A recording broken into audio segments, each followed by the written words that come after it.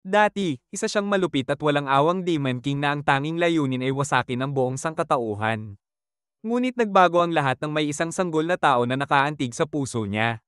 Dahil doon, pinili niyang ampunin ang bata at mamuhay bilang isang ordinaryong talunan sa mundo ng tao. Nagsisimula ang kwento sa isang liblib na nayon sa kontinente kung saan nakatira ang batang si Alicia kasama ang kanyang ama.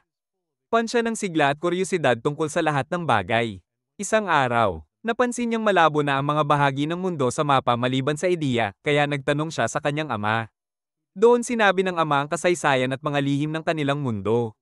Ang kontinente ng Ethia ay tahanan ng 5 humanoid na lahi, karaniwang tao, mga ogre, ang mga taga-dagat na tinatawag na Slaten, ang malabarbarong lahing Benti, at ang mga elf na may ilong na parang sa aso na kilala bilang Hayden. Sa 5 lahing ito, ang mga Hayden ang pinakamagaling sa pagforge ng armas. At tanging ang kanilang pamilyang Maharlika ang may alam kung paano gawing sandata ang napakabihirang mineral na Arcanite. Kahit may kapayapaan ng 5 lahi, limitado pa rin ang mundo ng mga tao sa ideya. Sa labas nito ay isang hindi pa nasasaliksik na lupain na ng mga magic beast at mga hari ng halimaw na humaharang sa daanan. Ayon sa ama ni Alicia, ang 4 na Demon Lord na nagbabantay sa 4 na direksyon ay napakalakas at winasak nila ang lahat ng ekspedisyong ipinadala sa kanilang teritoryo. Nalungkot si Alicia nang marinig niyang malamang doon lamang sila mabubuhay sa habang buhay. Ngunit sinabi ng kanyang ama na ayon sa isang alamat, darating ang isang bayani sa lahat ng bayani na gagamit ng isang lihim na sandata mula sa hari ng Hayden upang patayin ang 4 na Demon Lord at buksan ang mundo para sa sangkatauhan. Sabi pa niya, kaya ng mga Demon Lord na magbagsak ng kabundukan at ang tanging paraan para labanan sila ay ang mga espesyal na armas na tanging ang hari ng Hayden ang makagagawa. Na-excite si Alicia at sinabing magiging bayani siya, kukunin ang espesyal na armas, tatalunin ng Demon Lord, at palalawikan ang mundo para sa mga tao. Paglipas ng maraming taon, tinupad ni Alicia ang pangako niya. Isa na siya sa 13 heroes na pinili ng hari ng Hayden. Kasama ang 6 pang bayani, bumiyahe siya sakay ng isang karwahe. Buo ang loob na dumating na ang oras para tuparin ang pangako niya sa kanyang ama. Nagkukwentuhan ng mga lalaki sa karwahe tungkol sa kung gaano kabihira na makita ang ganito karaming malalakas na mandirigma sa isang lugar. May nagsabi pang mas bihira ang makakita ng babaeng bayani. Tinanong nila si Alicia kung saan siya galing pero hindi niya ito sinagot. Sakto namang sumingit si Stephen, isa ring bayani, at sinabing dapat nang maghanda ang lahat dahil papasok na sila sa teritoryo ng kalaban. Medyo nabuisit ang iba dahil umaasta siyang leader pero wala silang magawa dahil siya ang pinakamalakas sa grupo. Bahagya siyang komandat kay Alicia para iligtas siya sa alang-inang usapan pero wala itong epekto sa dalaga. Biglang huminto ang karwahe at sinabi ng driver na hindi na madadaanan ang daan sa unahan. Inasahan na raw iyon ni Stephen kaya kailangan na nilang maglakad mula roon. Bago pa sila makagalaw, isang magic beast ang sumalakay at dinagat ang driver kaya napilitan ng lahat na kumilos.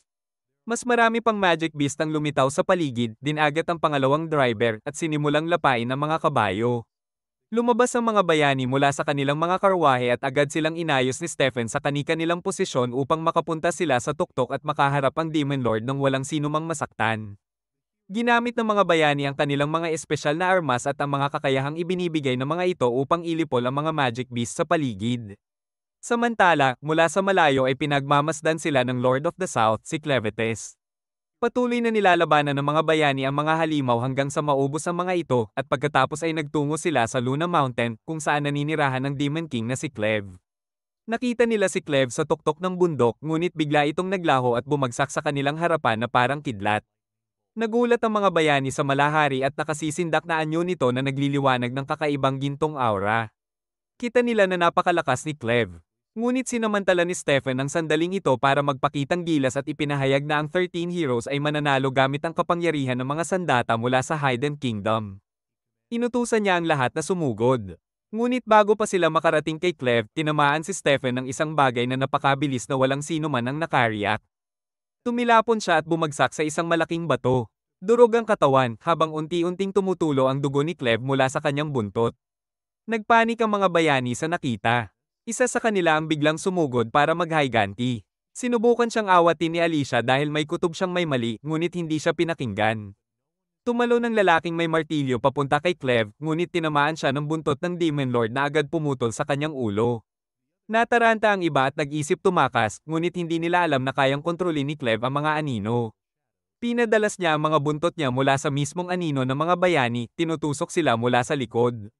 Si Alicia lamang ang nakapansin. Agad niyang sumigaw na tumalon ang lahat palayo sa sariling anino. Wala ni isa ang sapat na mabilis para sundin ang babala niya.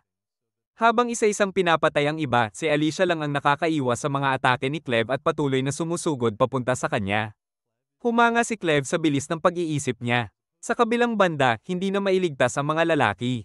Pilit nilang nakipaglapit laban kay Cleve, ngunit tinatamaan sila ng buntot nito at agad na namamatay.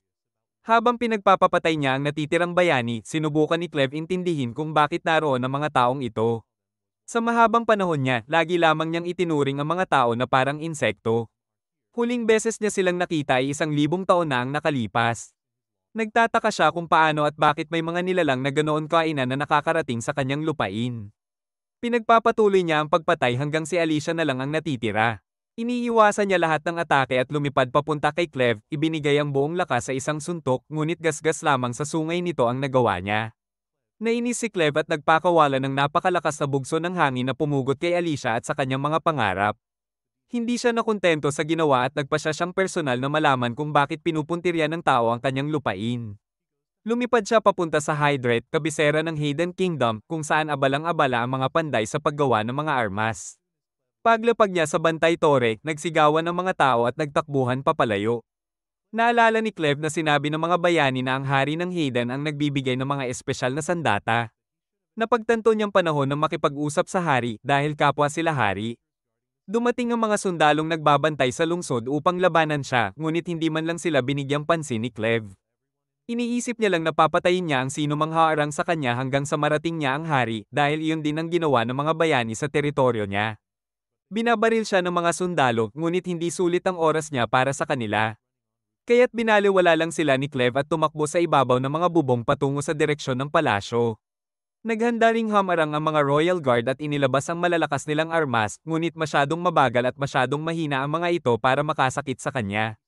Dinurog lang niya ang pader ng kastilyo at isang mensahero ang nagmamadaling tumakbo papunta sa hari upang iulat ang nangyayari. Batay sa mga pagyanig at malalakas na ingay, alam na ng hari na nabigo ang mga bayani at naroon na ang Demon Lord. Sinabi niyang maaaring hindi sapat ang lakas ng mga sandatang ibinigay niya sa mga bayani at hindi niya natupad ang alamat sa kanyang panahon. Hinihikayat siyang tumakas ng kanyang mga sundalo, ngunit tumanggi ang hari dahil alam niyang walang makatakas mula sa Demon Lord. Napagpasyahan niyang gamitin ang natitirang oras para selyuhan ang forge na nakatago sa kailaliman ng palasyo dahil kapag nawasak iyon, mawawala ang tanging paraan ng sangkatauhan upang lumaban sa mga magic beast. Samantala, inilabas ng Royal Guard ang espesyal na mga sandatang gawa rin sa pulang metal na Arcanite tulad ng sa mga bayani. Napansin ni Cleve na ito lamang ang bagay na tunay na maaaring makasugat sa kanya. Naalala niya ang atake ni Alicia na nakagasgas sa sungay niya at napaisip siyang kahit ang mga mahihinang nilalang ay nagiging mapanganib kapag may tamang armas.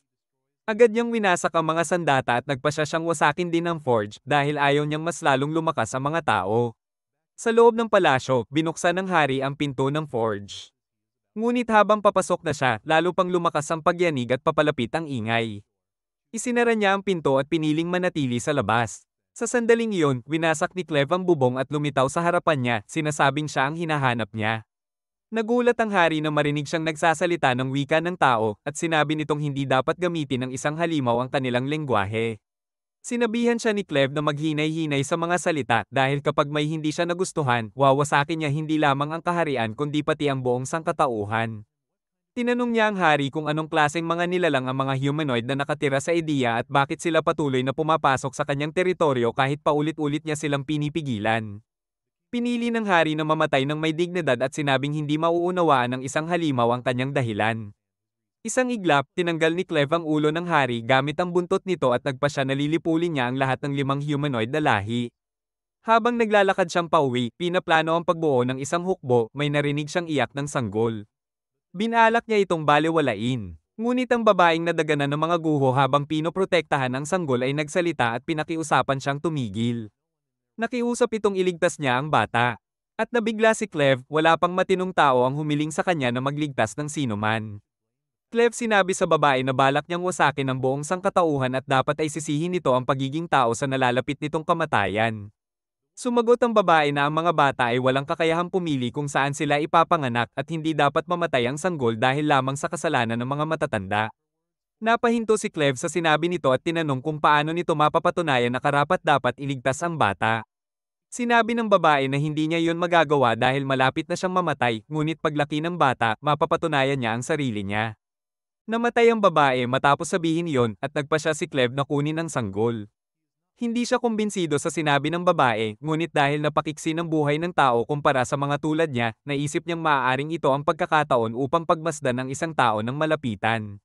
Pagbalik niya sa Luna Mountain, tinangka ng mga Magic Beast na kainin ang sanggol, ngunit pinalaya sila ni Cleve.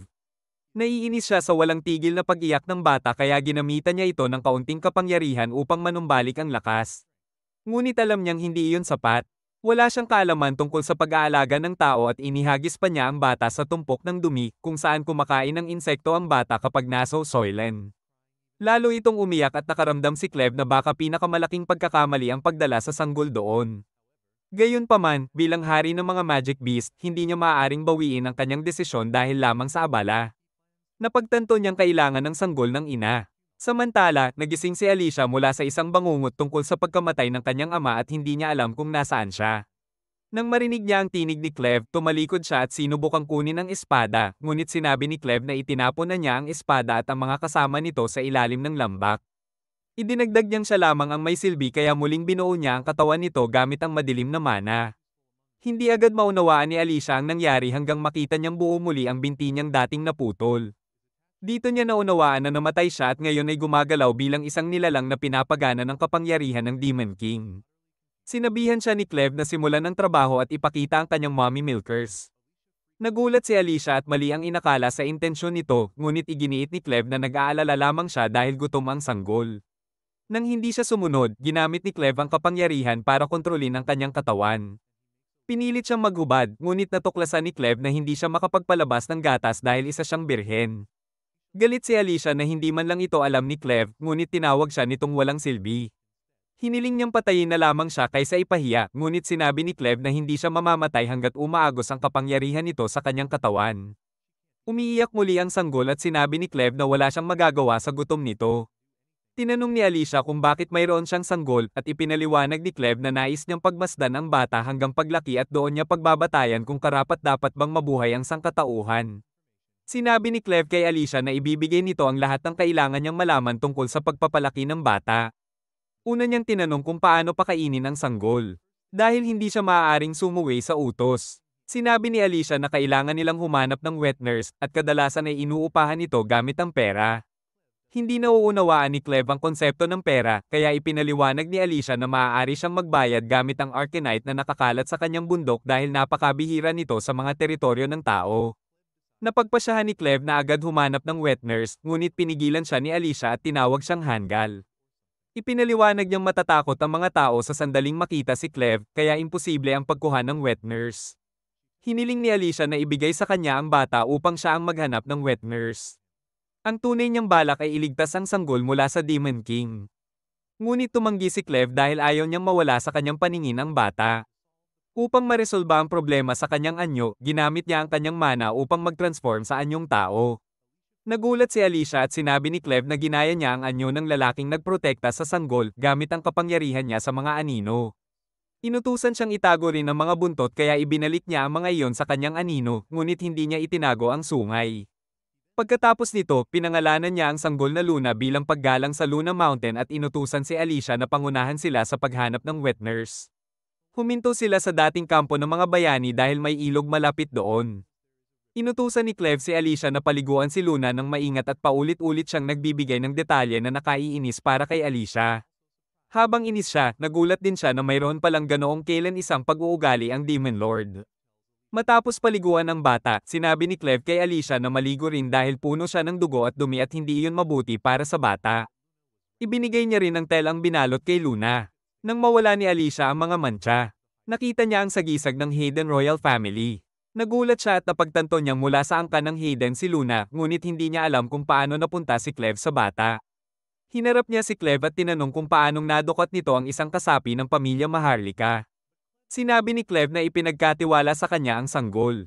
Hindi siya pinaniwalaan ni Alicia kaya ikinwento ni Cleve na isang sugatang babae ang humiling sa kanyang dalhin ang sanggol matapos niyang wasakin ang palasyo at patayin ang lahat. Nagpanik si Alicia at sinabing hahanapin ng lahat si Luna dahil tanging ang pamilya Hayden ang nakaalam kung paano gawing sandata ang Arcanite. Napagtanto ni Alicia na nasabi niya ang sobra. Dahil sa bagong impormasyong iyon, nagpa siya si Cleve na gawin si Luna bilang puppet king ng Hayden upang kontrolin ang kaharian mula sa anino. Alam ni Alicia na nagkamali siya, ngunit napansin din niyang labis ang pagkahumaling ni Cleve kay Luna. Naisip niyang kapag may nanakit sa bata, maaaring magwala si Cleve at lipulin ang sangkatauhan. Napagpasyahan niyang gagawin ang lahat upang hindi iyon mangyari dahil yun na ang natitirang tungkulin niya bilang bayani. Pagdating nila sa teritoryo ng tao, agad silang inatake ng mga bandido. Sinubukan ni Alicia na balaan si Cleve, ngunit huli na. Tinamaan si Cleve ng malakas ng bandido. Akala ni Alicia na mamamatay na ang mga bandido, ngunit biglang bumagsak si Cleve at nagsimulang duguan. Hindi makapaniwala si Alicia at napasigaw. Isang bandido ang tumama sa batok niya upang mawalan siya ng malay. Nagising si Alicia sa ingay ng umuusad na karwahe ng mga bandido at nagulat nang makita na siya at si Cleve ay nahuli. Tinanong niya kung bakit kalmado pa rin si Cleve. Sinabi ni Cleve na ligtas si Luna kahit na ito ay umiiyak kanina. Gumapang si Alicia palapit kay Cleve at tinanong kung paano siya natalo ng isang simpleng palo ng bandido. Tanong niya kung hamina ba si Cleve dahil sa pag-transform niya sa anyong tao. Ipinaliwanag ni Cleve na hindi iyon ang dahilan. Nagulat lang siya sa kung gaano kaina ang katawan ng tao, kaya bumagsak siya at nagpanggap na talunan. Tinanong siya ni Alicia kung bakit hindi sila tumatakas. Sagot ni Cleve na hanggat balak niyang gawin si Luna bilang hari ng Hayden. Kailangan niyang itago ang tunay niyang pagkakakilanlan. Gusto rin niyang makita ang ganitong mukha ng mga tao. Nagtanong siya kay Alicia kung ano ang nangyayari at bakit dinadala ang mga sugatang tao na parang kargamento. Ipinaliwanag ni Alicia na sila ay inatake ng mga bandido at malamang ibebenta bilang mga alipin. Tinanong ni Cleve kung gaano kalakas ang mga bandido. Sagot ni Alicia na malakas sila para sa karaniwang tao at hindi sila nagdadalawang isip gumamit ng maruruming paraan, kaya nakakainis silang kalaban. Sinabi pa niya na huwag sanang ibatay ni Cleve ang pagtingin niya sa sangkatauhan mula sa mga bandido, ngunit lalo lamang naging interesado si Cleve. Pagdating nila sa isang malalim na minahan, inutusan ng mga bihag na bumaba. Pinaghati-hati ang mga lalaki at babae. Nang may isang lalaking tumakbo, pinatay siya ng bandido sa pamamagitan ng isang patalim na tumama sa kanyang likod. Ipinahayag ng kalbong bandido na sila ang mga Ravens at sinumang tumakas o sumuway ay papatayin. Iniutos niya sa lahat na magpatuloy ngunit pinatawag si Alicia dahil may balak sila sa kanya. Habang pinapanood iyon ni Cleve, may isang babaeng may blondeng buhok na tinawag siya papunta sa kanyang silid. Naiinis ito na may dalang bata si Cleve at tinawag ang isang alipin na si Nell na madalas madapa at mahulog ang mga bitbit nito. Sinermonan siya ng babaeng ang pangalan ay Carmel. Sinabi ni Carmel kay Nell na tungkulin niyang alagaan ang mga bata dahil isa sa mga bagong bihag ay may dinadalang sanggol. Nang makita ni Nell si Luna, agad na nagliwanag ang kanyang mga mata. Samantala, dinala naman ng Alicia sa opisina ng bandidong si Brock, pansamantalang pinuno ng mga bandido. Tumangging kilalanin ng mga bandido ang awtoridad niya kaya itinakot niya silang pakakawalan ng alaga niyang Dark Beast kung hindi sila susunod. Natakot ang grupo dahil isang troll yun na sumusunod kay Brock at nakikipag-ugnayan ng maayos sa kanya. Humarap si Brock kay Alicia at sa bag ng Arcanite at sinabi niyang narinig niyang nakuha niya ito mula sa Luna Mountain, ang kuta ng Dark Lord na si Clevetes. Alam ni Brock ang tungkol sa 13 bayani na umalis mula sa Hayden upang labanan si Clevetes at alam din niyang isa sa kanila ay babae. Sinusubukan ni Alicia na iwasan ang tingin niya, ngunit sigurado na si Brock na siya ang babaeng bayani dahil napakatahimik niya sa sitwasyong ito at hindi man lang siya natakot o napatulala sa harap ng petrol nito. Ikinwento ni Brock na matapos mabaigo ang mga bayani, sinalakay ni Clevetes ang kabiserang syudad ng Hayden at winasak ang kastilyo. Para sa grupo nila ng mga bandido, iyon daw ang pinakamahusay na balitang natanggap nila. Tinanggal niya ang takip ng kutsilyo niyang may pulang talam at nagulat si Alicia. Ang pulang talam ay tanda ng mga sandatang gawa sa Arcanite at ang tanging nakakagawa lamang nito ay ang angkan ng hari ng Hayden. Sinabi ni Brock na alam niya ang tungkol sa mga alamat ng mga sandatang may espesyal na kakayahan na nagpapalakas sa sinumang gumagamit nito. Pero ang hawak niya raw ay hindi tunay, kundi peke. Nagulat si Alicia at ipinaliwanag ni Brock na hindi lang sila nagbebenta ng mga alipin, nagbebenta rin sila ng mga pekeng mahiwagang sandata at karamihan sa tao ay hindi naman kayang makita ang pinagkaiba. Nagsimulang magpaliwanag si Brock tungkol sa batas ng supply at demand. Kung totoo raw ang balita na namatay ang buong angkan ng Hayden, nangangahulugan iyon na wala nang makakagawa ng mga sandata mula sa Arcanite. Ibig sabihin, tataas ng sobra ang halaga ng mga sandatang nagawa na. Pinakamahal pa rin ang mga sandatang dala ng mga bayani. Pero dahil namatay ang mga bayani sa hindi natutuklasang teritoryo, hindi nila makuha ang mga iyon. Ngayon, dahil buhay ang isang bayani sa harapan nila, tiyak ni Brock na matatagpuan nila ang mga sandata at maipagbibili ng mahal. Tinanong niya si Alicia kung saan nakatago ang mga iyon, ngunit tumanggi si Alicia na magsalita. Pinili ni Brock na hayaang manahimik muna siya dahil bukas dadalhin niya ito sa Luna Mountain para hanapin ang mga armas. Nabanggit ng ibang bandido na magagamit nila si Alicia para hanapin pa ang iba nilang pakay, ngunit sinaway sila ni Brock. Sobrang mahalaga raw si Alicia para isugal ang buhay. At sapat na ang ibang mga bihag para doon. Pagkatapos ay sinabi niyang kung gusto ng mga bandido, maaari nilang mag-enjoy kay Alicia, kaya bigla silang nagsimulang mag-isip na baka dapat nga nila siyang tawaging boss. Samantala, si Cleve ay nagtatrabaho sa kainan ni Carmel, ang babaeng blondeng parang siya ang reyna ng lugar. Ang mga customer niya ay puro bandido na pinaglilingkuran niya sa lahat ng paraan. Si Nell naman ang inatas ang magpasuso kay Luna dahil siya ang may gatas na kailangan ng bata. Pinag-uutusan lang siya ng mga bandido at sinisipa kapag mabagal. Hindi lumalaban si Nell at tahimik na tinitiis ang lahat. Si Cleve naman ay naglalakad-lakad, nagsisilbi sa mga bandidong tumatawag sa kanya at iniisip ni Carmel na sayang kung ibebenta nila ang isang trabahador na masipag tulad niya. Pero may kakaiba sa presensya ni Cleve kaya kinikilabutan din siya. Biglang may bandidong sinadyang patapilok si Nell habang may bitbit siyang mga bote ng rum. Nabagsak ang mga bote at nabasag. Sinisi siya ng lalaki at tinawag siyang inutil. Hinayla siya nito palabas kasama ang isa pang bandido, sinasabing kailangan raw siyang parusahan ulit. Pinanood lang iyon ni Cleve, interesado kung anong klaseng asal meron ang mga taong ito habang nagtatawanan ng ilang bandido sa panlasa ng dalawang lalaking tumangay kay Nell palabas. Narito ang malinis at pinasimpleng bersyon ng binigay mong teksto, naiiyak si Nell matapos siyang pagmalupitan ng dalawang bandido dahil sa pagbuhos ng alak.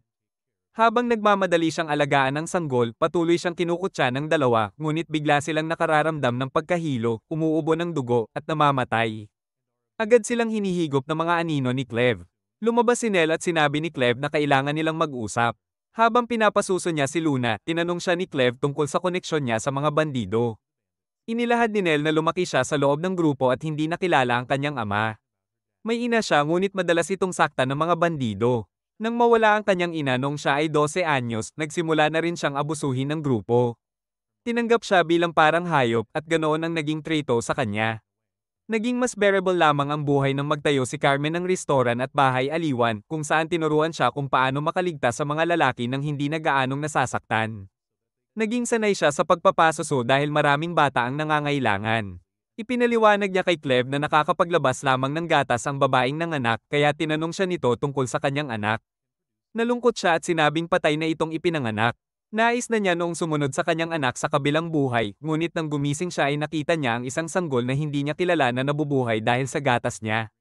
Dahil doon, pinili niyang mabuhay pa. Dalawa pa siyang nanganak ng patay. Ngunit nanatili siya sa lugar dahil maraming bata ang umaasa sa kanya. Ang tanging hangarin niya ay maging masaya ang mga batang hindi niya naging anak. Sinabi ni Cleve na sapat na ang narinig niya. Nagpasalamat siya sa pagkwento ni Nell at inalok siyang sumama sa kanya bilang wet nurse ni Luna. Ayon sa kanya, hindi siya nagtitiwala sa tao, ngunit naniniwala siyang mapagkakatiwalaan si Nell at higit pa roon, gusto rin siya ni Luna. Tinanong niya si Nell kung sasama ito sa kanya o mananatili sa pagiging alipin ng mga bandido. Nagpasalamat si Nell pero tinanggihan ng alok dahil isa ring alipin si Cleve at naniniwala siyang mas marami pang batang mangangailangan sa kanya sa lugar. Samantala, si Alicia ay dinadala ng dalawang bandido sa isang silid. Binalaan siya na huwag tumalon sa tulay dahil mamamatay siya bago pa mahulog sa tubig. Napansin niya ang isang lalaking nakatali sa lubad at naghahanda tumalon sa lawa at pinagtatawanan ito ng mga bandido. Naging interesado si Alicia at ipinaliwanag ng mga bandido na mahilig magkwento na dapat ay alam na niya ang alamat tungkol sa bayani na si Cordweir. Doon niya napagtanto ang buong koneksyon ng sitwasyon. Nabanggit ni Alicia na narinig niya ang kwento tungkol kay Cordowar, ang bayani na minsang bumisita sa isang Aranite mine at nawala ang kanyang sandata roon bago siya namatay. Sa oras na iyon, ang lalaking nasa ibaba ay humawak ng kawit at tumalon sa lawa, humihiling sa mga bandido na tuparin ang pangako nilang palayain siya at ang kanyang asawa kung matagpuan niya ang sandata. Sinubukan siyang pigilan ni Alicia at sumigaw na hindi niya mahahanap ang sandata at higit sa lahat may mga halimaw sa tubig. Huli na ang babala at napatay ang lalaki ng mga nilalang sa ilalim habang nakatingin ang asawa niya. Tumawa ang mga bandido at napagtanto ni Alicia na hindi rin nila balak tuparin ang pangako kahit nagtagumpay ang lalaki. Sinabi ng mga bandido na walang halaga ang sinasabi niya dahil marami sa kanila ang nag-aabang para pagmalupitan siya ngayong gabi. Lumapit ang isang kilalang baliw sa paggamit ng kutsilyo at nagbanta sa kanya. Nagpasya si Alicia na gamitin ang sumpa ng immortalidad na inilagay ni Cleve sa kanya. Inilabas niya ang sarili sa posas sa pamamagitan ng pag-dislocate ng mga kasukasuan at ginamit ang posas upang patigilin ang baliw. Kinuha niya ang kutsilyo nito at pinutol ang lubad ng tulay dahilan upang pareho silang mahulog. Umaasa siyang hindi nagsisinungaling si Cleve tungkol sa immortalidad. Nagpanik ang mga bandido nang makita nila si Alicia na nakahandusay sa ibaba. Alam nilang mapapagalitan sila ni Brock kung mamatay si Alicia habang iniingatan nila siya. Nagmadali silang bumaba upang tingnan kung buhay pa siya. Samantala, unti-unting bumalik ang ulirat ni Alicia. Nakita niyang maraming dugo sa paligid ngunit wala siyang ibang makita at hindi niya maigalaw ang katawan niya. Wala siyang nararamdaman mula leeg pababa. Hindi rin siya natutuwa na buhay siya dahil mas nanaisin niyang mamatay kaysa manatili sa ganoong kalagayan. Pinilit niyang igalaw ang katawan bago dumating ang mga bandido. Bigla niyang nakita ang sarili niyang dugo na umangat at nabuo bilang maliit na anyo ni Cleve. Sinabi nitong nawalan siya ng sobrang daming dugo kaya hindi niya kayang kumilos. Nagulat si Alicia sa hitsura nito at tinanong kung bakit tila anyong tuta siya. Ipinaliwanag ni Cleve na ang laki at anyo niya ay nakabatay sa dami ng mahika na nailagay niya sa katawan ni Alicia upang panatilihin siyang buhay.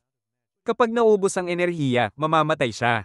Ngunit habang nakikita siyang may halaga, patuloy niya itong pupunuin. Tinanong ni Alicia kung bakit hindi siya nagbibigay ng mahika ngayon upang maibalik ang katawan nito at kung napagdesisyonan ba nitong wala na siyang silbi. Sinabi ni Cleve na may nais muna siyang itanong. Ikinwento niya na natagpuan niya ang perpektong wet nurse para kay Luna at sinabi ang tungkol kay Nell. Bilang isang demon lord na labis na hindi nagtitiwala sa tao, nakita niyang labis na masama ang traito kay Nell at inisip niyang tatanggapin nito ang alok na tumulong sa kanya. Naguguluhan siya kung bakit tinanggihan siya ni Nell nang walang pag-aalinlangan. Humingi siya ng pananaw kay Alicia bilang tao. Ipinaliwanag ni Alicia na malamang ay tinanggihan siya ni Nell dahil inakala nitong isa lamang siyang bata at alipin na walang tunay na kapangyarihan. Ipinaliwanag ni Alicia na hindi pinapayagan ng mga bandido ang sino man na umalis kapag nahuli na nila. Kaya iniisip ni Nell na hindi siya kailanman makakatakas sa kanila. Naiintindihan na ngayon ni Cleve ang dahilan ni Nell at tinanong niya si Alicia kung ano ang dapat niyang gawin. Mabilis na nagbigay si Alicia ng sagot, ang pinakamadaling paraan ay durugin ang mga bandido. Kapag nakita ni Nell na wala nang hahabol sa kanya, tatanggapin nito ang alok ni Cleve. Pinilit pa niya si Cleve na gawin ito agad dahil napakalakas naman niya. Tumanggi si Cleve dahil ayaw niyang magpakita ng hayagan ng matinding puwersa at ayaw niyang malaman ng iba na umalis siya sa bundok. Gusto niyang manatiling lihim ang kanyang pagkakakilanlan pero gusto rin niyang mawala ang mga bandido. May naisip siyang paraan at sinabi kay Alicia na siya ang lalaban sa kanila para sa kanya. Nagulat si Alicia, ngunit ipinaliwanag ni Cleve na natural lang para sa isang bayani na magpabagsak ng isang grupo ng bandido. Sinubukan niyang ipaliwanag na hindi ganoon ka-simple pero hindi siya pinakinggan ni Cleve. Itinulak nito ang lahat ng dugo at kaunting mahika sa loob ng lalamunan niya. Napasigaw si Alicia sa matinding sakit habang inaayos ng mahika ang kanyang katawan. Dumating ang mga bandido at nabigla silang makita siyang nakatayo. Mas lalo silang nagulat sa kakaibang paggalaw niya habang binabalikan ng katawan niya ang tamang pagkakabit. Habang nahihirapan pa siya sa pagbabalik ng mga buto, nakikita siya ng mga bandido bilang isang nakakatakot na nilalang. Kahit takot, nagpa siya silang labanan at hulihin siya dahil kailangan pa nilang malaman ang lokasyon ng 13 sandata. Inutusan sila ng kanilang mga pinuno na putulin ang mga braso ni Alicia kung kinakailangan basta't mahuli siya ng buhay. Sumugod ang isang bandido, naniwalang mahina siya dahil siya ay babae. Hindi gumalaw si Alicia at sinadya niyang tanggapin ang atake sa kaliwang braso. Naipit ang espada ng bandido sa kanyang braso at sa kanya ito pinabagsak gamit ang isang suntok. Lumipad din ang takip sa mata ng bandido kaya kinuha niya pati espada nito. Isinuot niya ang takip sa mata at tinanong si Cleve kung kailangan ba niyang patayin ang mga bandido na magiging madali lang para sa kanya. Samantala, abala na si Cleve sa pagbalik kay Luna sa duyan. Sinabi niya sa sanggol na ligtas si Alicia dahil siya ang unang tao na nakasugat sa kanyang sungay. Habang nakikipaglaban si Alicia, nagpasya siyang kumbinsihin si Nell muli. Dumating si Nell sa bar kung saan naghihintay si Carmel. Pinagalitan siya nito sa tagal niyang bumalik ngunit ipinaliwanag niya na nagpapakain siya ng bata. Naging kalmado si Carmel at inutusan siyang magpatuloy sa paglilinis. Napansin niya na nasa mabuting mood si Nell at tinanong kung may nangyaring maganda. Sa halip, sinabi ni Nell na nais niyang marinig mula kay Carmel ang tungkol sa mundo sa labas. Biglang sumama ang mood ni Carmel nang marinig ang tanong ni Nell tungkol sa labas. Sinabi niyang wala siyang magagandang alaala tungkol sa mundong nasa labas ng minahan. Tinanong niya si Nell kung bakit siya interesado rito at sagot ni Nell na may isang taong nag-alok sa kanya na umalis kasama ito. Nagkataong dumadaan si Brock at narinig ang lahat. Nagulat si Carmel at sinampal agad si Nell bago sabihing dapat itong matauhan. Ipinaliwanag niya na wala silang pwedeng puntahan dahil ang lugar na iyon ang pinakailalim ng buhay nila. Dumating si Brock at sinabing gusto niyang marinig pa ang sinabi ni Nell. Inutusan niya itong sumama sa kanya. Nagpanik si Carmel dahil alam niya kung anong balak gawin ni Brock ngunit hindi siya makialam dahil malalagay siya sa panganib. Nang maiwan siyang mag-isa sa silid, nagwala siya sa galit at pagkabahala. Iniisip kung paano nila mapapakain ng mga sanggol kung mawawala si Nell. Pagkaraan, dumating si Clef bitbit si Luna. Nang makita siya, sinabi ni Carmel na hindi na sila magkakaroon ng gatas dahil wala na si Nell. Naging interesado si Clef at ginamit ang nakakatakot niyang tingin para mapilit si Carmel na ibunyag ang lahat. Samantala, dinala ni Brock si Nell sa isang makipot na lagusan. Natakot si Nell nang makakita ng bungo sa lupa ngunit sinabi ni Brock na bungo lang iyon ng daga. Pagkatapos ay pinatay niya ang kandila. Nagpanik si Nell sa dilim at nang sindihan niya ulit ang kandila, ang petrol ni Brock ay nasa likuran na niya. Nanlumo si Nell sa takot. Sinabi ni Brock na dati siyang mananaliksik at nag-develop ng mahikang droga gamit ang Aranite upang kontrolin ang mga Dark Beast. Inutusan niya ang troll na kainin si Nell dahil naglakas loob itong mangarap na makaalis. Tumakbo si Nell, iniisip kung magiging iba sana ang lahat kung tinanggap niya ang alok ni Clef kanina. Paglingon niya, nakita niya si Clef at Luna. Humingi siya ng paumanhin kay Luna dahil hindi na niya ito mapapakain muli. Pinanood lamang siya ni Clef habang kinakain ng troll at nagsimulang umiyak si Luna. Sinabi ni Clef sa bata na walang dahilan para umiyak dahil ang pagkain at pagiging kinakain ay bahagi ng likas na siklo. Ako niya ang sisi dahil huli siyang dumating at hinayaang mamatay si Nell, ngunit nagpasya siyang unahin ang mas mahalagang bagay. Hinarap niya ang troll at tinanong kung bakit siya nagpapatalo sa isang ordinaryong tao. Nagulat si Brock sa tapang ng bata, ngunit inutusan pa rin niya ang troll na kainin si Clef. Sa gulat niya, nanigas sa takot ang troll. Nagwala ito, tinatapakan ng lupa at biglang isinuka si Nell dahil sa matinding takot. Napansin ni Clef na mahina na ang buhay ni Nell. Agad niyang dinurog ang epekto ng asidong tumama sa katawan nito at inilapit si Luna sa kanya. Sinabi niya kay Luna na damayan ang naghihingalo na si Nell dahil ang isang sanggol lamang ang makakagawa nito. Kahit hindi ito naintindihan ng bata, iniligay ni Clef ang dalawa sa isang ligtas na lugar. Habang sinusubukan ni Brock unawain kung bakit natatakot ang troll sa isang bata, napansin niyang wala na si Nell. Paglingon niya, nakita niya si Clef na nakatayo pa rin at nakatitig sa kanya ng diretso. Brock agad na inaakusahan si Clef bilang isang magic user, ngunit hindi man lang alam ni Clef kung ano ang tinutukoy niya. Ipinahayag ni Brock na walang batang mago ang kayang tumalo sa isang veteranong kagaya niya dahil ang henerasyon niya ang naglatag ng pundasyon ng magic. Kinuha niya ang isang test tube na may pulang pulbos at ipinaliwanag na ginawa niya iyon gamit ang Aranite, mga halamang gamot, at durog na uod upang makontrol ang mga babaeng troll. Naglagay siya ng kaunting pulbos sa lantern. At ang kapal ng pulang usok ay agad nagtanggal ng takot ng troll, pinilit itong umatake kay Clef. Maski si Clef ay nainis at natarante sa kakaibang usok. Sinubukan niyang lumaban, ngunit mas mabilis at mas malakas ang troll kaysa sa human form na ginagamit niya. Tinamaan siya ng troll at tumilapon, at pagbangon niya ay isinisi niya kay Alicia kung bakit hindi niya sinabi na may teknolohiyang tinatawag na magic ang mga tao. Samantala, si Alicia ay halos maubos na sa pakikipaglaban sa mga bandito dahil hindi sila nauubusan. Isang bandit na may malaking maso ang umatake sa kanya, binasag ang espada niya at binali ang ilan sa kanyang mga buto. Ngunit tumayo pa rin si Alicia. Alam niyang kailangan niya ng mas malakas na sandata, at ang tanging bagay na sapat para dito ay ang nawawalang espada ng alamat. Tumakbo siya papunta sa lawa, ngunit alam niyang kakainin lang siya kagad ng mga halimaw sa tubig. Kaya kinuha niya ang isang palakol at umakyat sa scaffolding. Mabilis siyang nasundan ng mga bandito, umaakyat para abutin siya. Ito mismo ang hinihintay ni Alicia. Inihagis niya ang palakol sa lubad na sumusuporta sa scaffolding, dahilan para bumagsak ang buong istruktura. Nahulog ang mga bandito at agad nilapan ng mga halimaw sa tubig. Samantala, nagtago si Alicia sa loob ng isang bar aisles at dahan-daang lumubog sa ilalim ng lawa kung saan matatagpuan ang maalamat na espada. Ngunit ang paghawak ng hininga hanggang ilalim ay mas mahirap kaysa sa inaakala. Naramdaman niya ang hapdi ng kakulangan sa hangin at ang matinding presyon ng tubig. Alam niyang hindi siya mamamatay kahit mamatay ang katawan niya sa suffocation, ngunit kailangan niyang pigilan ang natural na pagnanais ng katawan na umahon. Pagkalipas ng ilang minuto, bumagsak ang bar aisle sa ilalim at nagawa niyang gumapang palabas. Napansin niya mula sa malayo ang pulang kislap ng espada at sinimulan itong languyin kahit sobrang bigat ng kanyang katawan. Alam niyang kapag nakuha niya ito, mas magiging malakas siya at madali siyang aahon. Ngunit bago niya makuha ang espada, isang malaking pulang mata ang lumitaw sa harap niya. Noon niya lamang napagtanto na hindi pa pala siya nasa totoong ilalim, nasa likod siya ng isang napakalaking halimaw na nakapansin na sa kanya. Umangat ang halimaw, tinaboy siya palayo dahil sa agos. Naiintindihan niya ngayon kung bakit natalo ang alamat na bayani noon. Mabilis siyang nagbalik ng konsentrasyon at sinubukan ulit abutin ang espada. Ngunit bumukas ang napakalaking bibig ng halimaw upang higupin siya papasok. Hindi makapalag si Alicia sa hatak ng halimaw pero sa huling segundo, nasunggaban niya ang espada bago siya tuluyang lamunin. Naiipit ang braso niya sa pagitan ng mga panga ng halimaw pero dahil sa bugso ng mga alaala, nailabas niya ang buong lakas at nabasag ang panga nito. Pagkalaya, tumitig siya sa mata ng halimaw habang pinapagana ang kapangyarihan ng mahiwagang espada. Mabilis niyang inihampas ang espada at ginamit ang kakayahan nitong manipulahin ang tubig para itulak ang sarili niya pasulong sa matinding bilis. Hinabol siya ng dambuhalang halimaw. At hindi pa rin siya makapaniwala na may mas malaki pa kaysa kay Mama.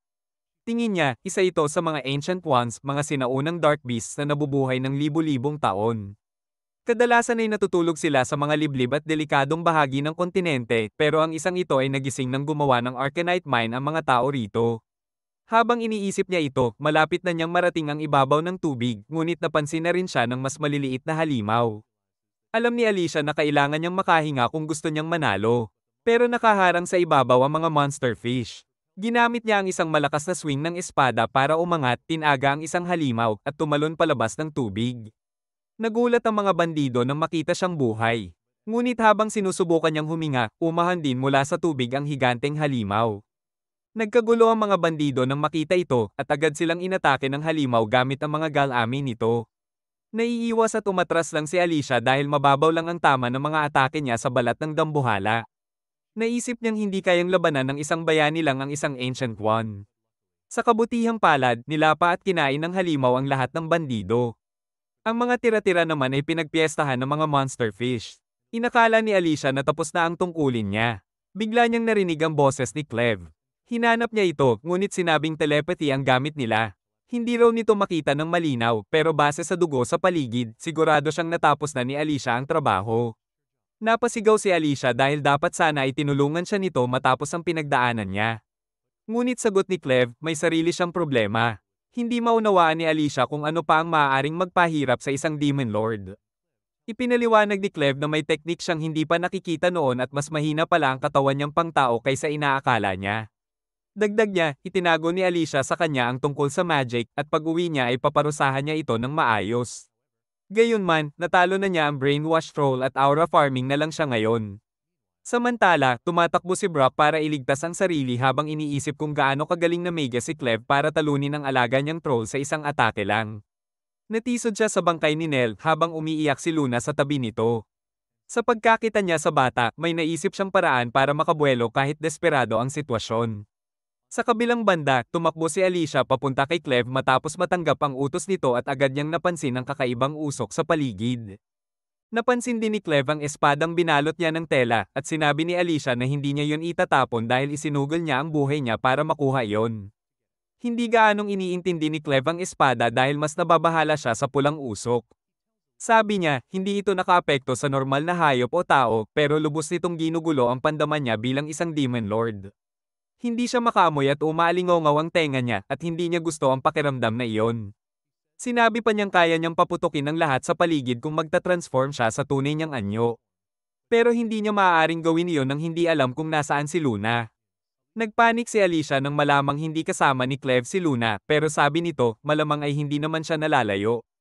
Tinanong niya si Alicia tungkol sa magic at sagot nito may ilang tao lang na kayang gamitin ito sa pamamagitan ng paglabas ng nakatagong lakas sa loob ng Aranite. Hindi raw siya marunong gumamit ng magic kahit may kaunting kaalaman siya dito, kaya tinawag siyang walang silbi ni Cleve. Nainsulto si Alicia at nagmumura na sana.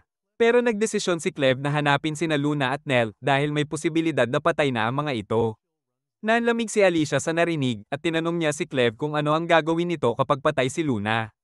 Malamig ang sagot ni Cleve, mawawala raw ang natitirang interes niya sa sangkatauhan. Napagtanto ni Alicia na iyon ang pinakamapangit na maaaring mangyari.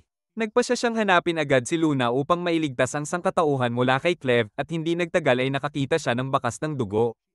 Tinanong niya si Cleve kung dumudugo ba si Nell at tumango ito.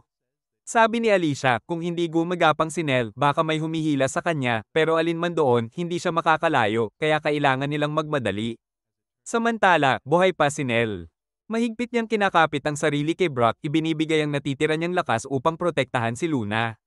Nagmumura at sinusubukan siyang sipin ni Brock para pakawalan siya, pero pilit pa ring nakakapit si Nell. Gusto siyang alisin ni Brock at takasan kasama si Luna dahil kanina, nang subukan niyang kunin ng bata, umiyak ito at sa lakas ng sigaw ay sumabog ang magic lantern niya. Dito niya napagtanto na malakas ang talento ni Luna sa magic at isa siyang pure-blooded him, na maaaring tanda na galing siya sa pamilyang Maharlika. Nagpasya si Brock na putulin ang pulso ni Nell para tuluyan siyang alisin. Pero bago niya magawa, dumating si Alicia at sinabing tumigil siya. Nagulat si Brock at tinanong kung ano ang nangyari sa mga tauhang kasama nito. Sumagot si Cleve na naging pagkain sila ng mga dark beasts. Mas lalo pang natarante si Brock pero tinakot niya sina Alicia at Cleve na huwag lumapit o puputulin niya ang mga daliri ni Luna. Hinamon siya ni Cleve na gawin iyon dahil kaya niya namang pagalingin ang bata.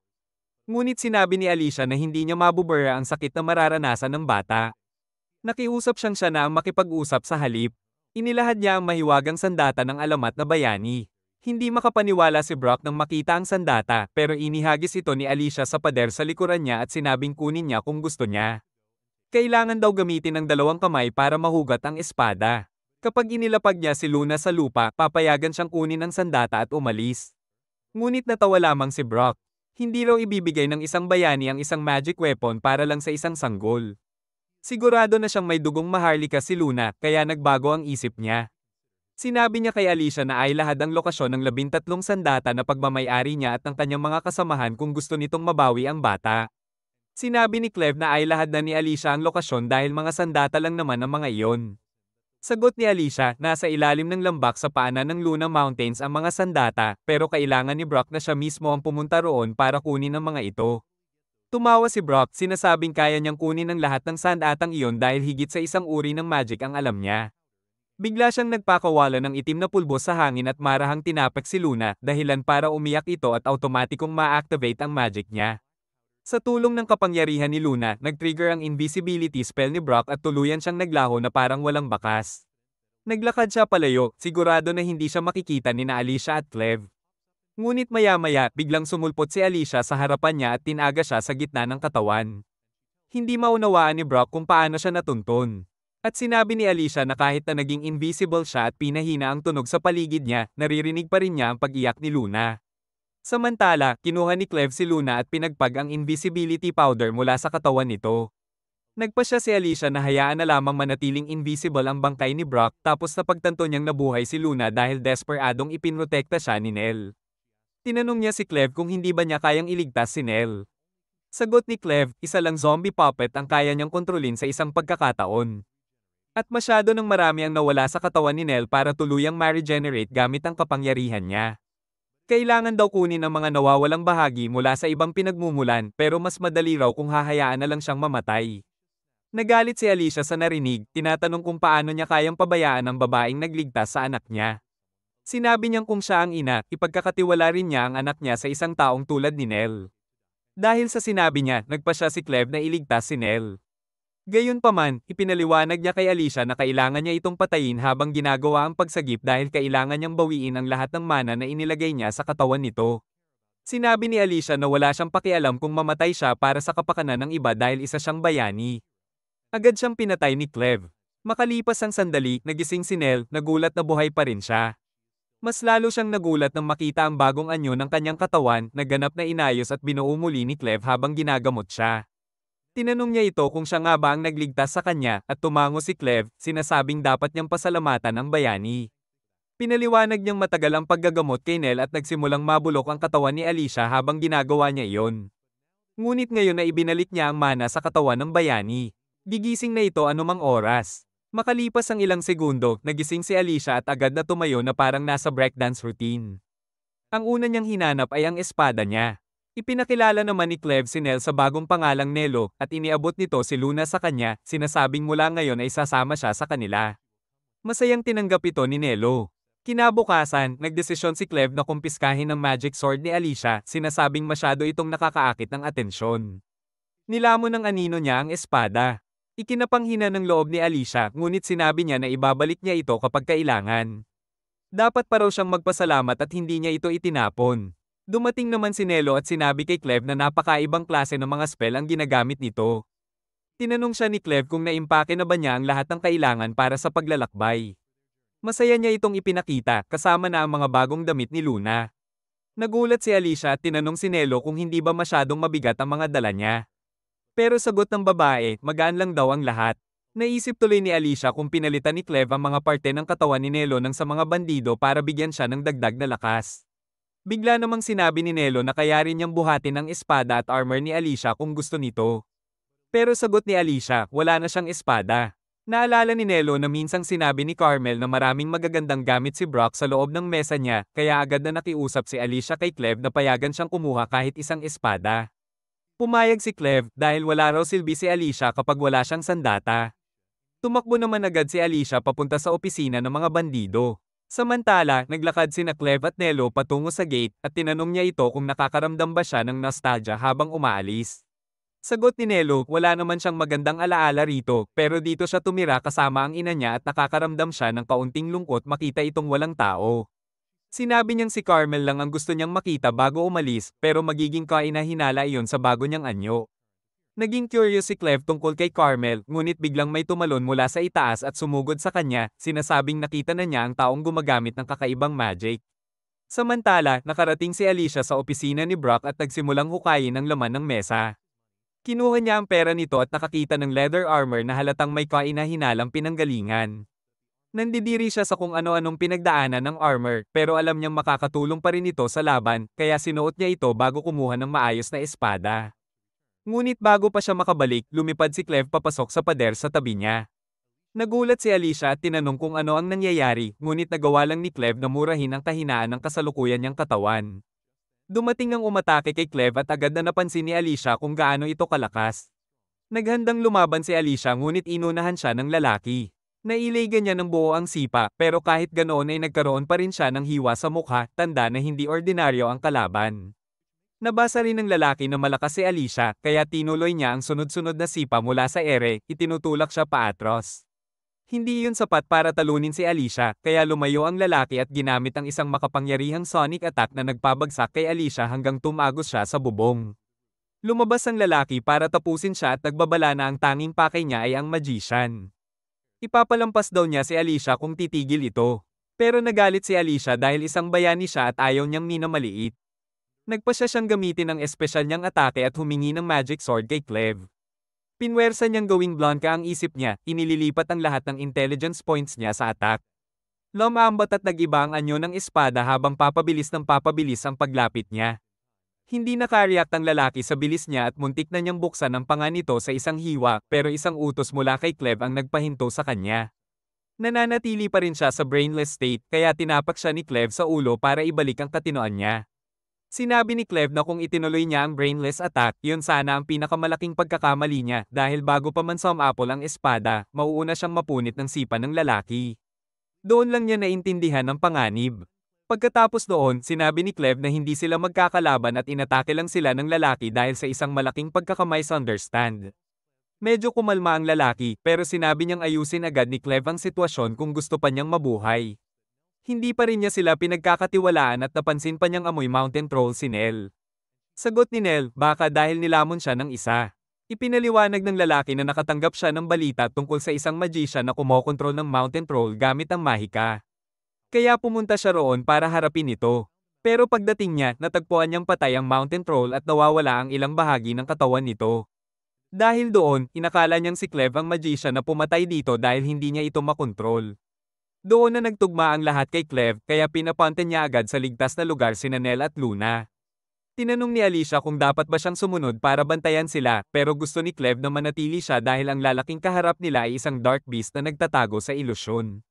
Nagulat si Alicia nang marinig yon. Sinabi pa ni Cleve na sobrang lakas ng illusion magic na ginamit sa lalaki na kahit siya, hindi makita ang tunay nitong anyo. Tanging ang Demon Lord of the West na si Zephyr ang kayang gumawa niyon. Lalong nabigla si Alicia at idinugtong ni Cleve na hindi sila magkasundo ni Zephyr. Tinanong ng lalaki kung paano nalaman ni Cleve ang mga yon. Nagkunwari naman si Cleve na isa siyang lingkod ng Demon Lord na si Clevetes dahil ayaw niyang malaman ng iba ang tunay niyang pagkakakilanlan. Naniwala ang lalaki at sinabing kahit hindi magkaibigan ang kanilang mga master, pareho ang layunin nila. Pagkatapos, nag-transform ang lalaki at naging isang napakalaking demon bird. Pinakilala niya ang sarili bilang guard, isang lingkod ng Western Demon Lord. Narinig daw niya na kamakailan lang ay winasak ni Clevetes ang isang kaharian ng tao at nagpaplano rin si Zephyr na maglunsad ng malaking pag-atake. Humingi si Garth ng patunay na dark beast si Cleve. Kaya naglabas si Cleve ng isa sa kanyang mga tentacle. Sapat na yun para kay Garth kaya bumalik siya sa human form at sinabi na wala na silang dahilan para maglaban. Samantala, hindi mapakali si Alicia dahil hindi lang pala si Cleve ang dark beast na kayang mag-anyong tao at makipag-usap tulad nila. Natatakot siyang baka tuluyang malagay sa panganib ang sangkatauhan kung marami pa ang kagaya niya. Sinabi ni Cleve na huwag siyang mag-overthink dahil iilan lang sa mga high-level dark beasts ang kayang magsalita tulad ng tao at hindi sila basta nakikialam sa mga tao nang walang sapat na dahilan. Sumang-ayon si Garth at saka nagtanong kung bakit kasama ni Cleve ang isang hero, ang natural na kaaway ng mga demonyo. Sagot ni Cleve, hero man si Alicia, lingkod niya ito ngayon at hindi niya maaaring suwayin.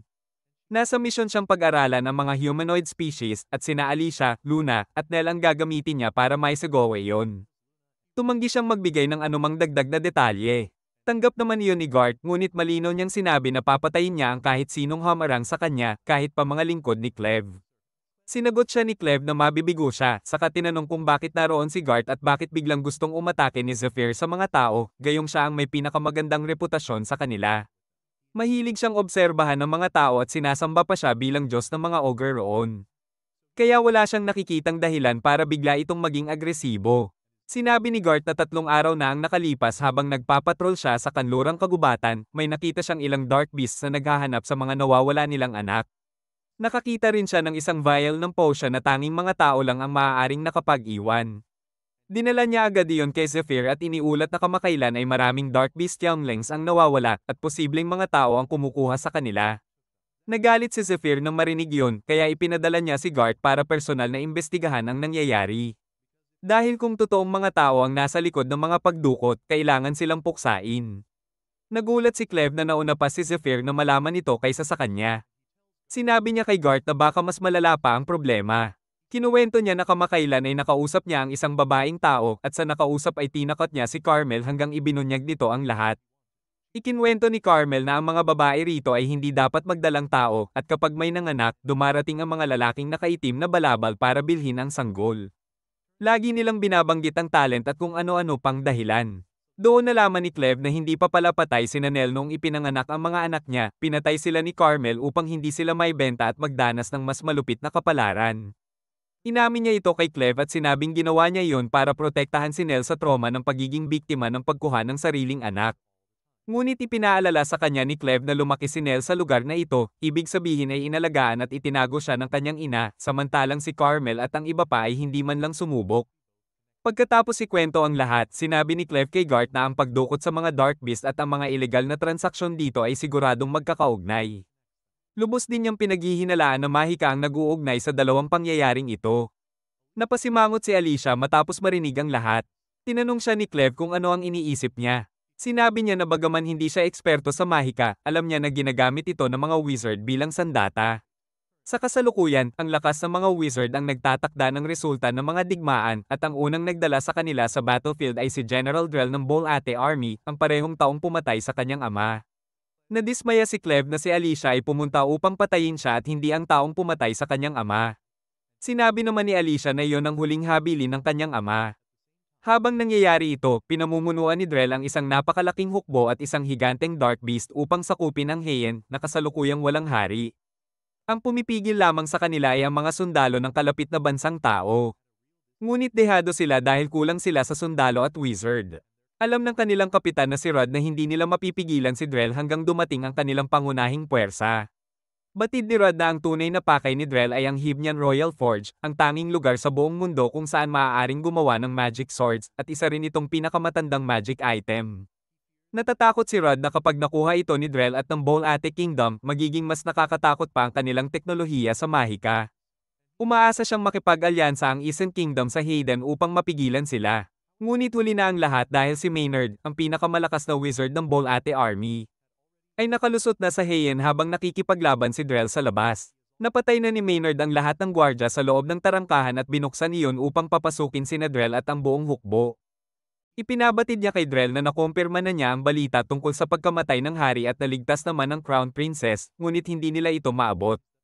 Ang problema ay ang 6 na buwang gulang na prinsipe na nawawala mula ng wasakin ng kabisera. Siya lang ang may siguradong dalisay na dugong hide iyan. Sinabi ni Maynard na ipinaalam ng kanyang mga raven na ang prinsipe ay kinuha ng isang batang lalaking maitim ang buhok at kamakailan ay may nakita silang magkaparehong mag-ama sa hilagang direksyon. Na-impress si Drell sa bilis ng impormasyon ni Maynard at iniutos niyang hanapin ang prinsipe at dalhin ito sa kanya bago pa niya tuluyang masakop ang kabisera ng Heian.